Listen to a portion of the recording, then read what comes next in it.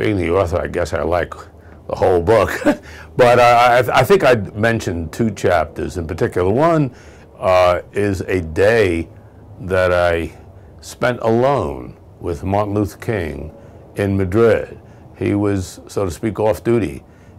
He'd been with the Pope, Paul VI, in Rome the day before, and the day after he was going to Holland for an International Baptist Convention. But in Madrid, he was just there for one day, really just to rest. And when the ambassador gave me the assignment to be the guy to look after him, it was really very thrilling. He won the Nobel Peace Prize 2 weeks later, and we talked all day long. We spent about 10 hours together, just on a first-name basis, just two guys hanging out in Madrid. It was really spectacular, very, very memorable. And another chapter I think I would mention would be the one about the bombs of Palomares. Palomares is a town, a little town in Spain, and this was really a Cold War story. In those days, we used to fly B-52s, squadrons of 3 B-52s towards the Soviet border, 24/7, 365.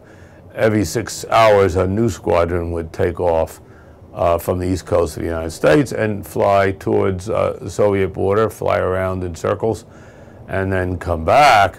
And it had to be have its tanks topped up on the way over to Spain, and on the way back, they really had to be filled in the air by tankers.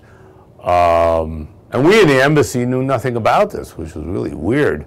Not even the ambassador knew. And what happened was a B-52 and a tanker collided over the coast of Spain, killing most of the airmen, which was tragic, but even more dangerous and horrible was that the 4 hydrogen bombs were ejected from the plane, and each of them 75 times more powerful than the ones dropped on Hiroshima and Nagasaki, and they were coming down, luckily unarmed, so they weren't going to go off.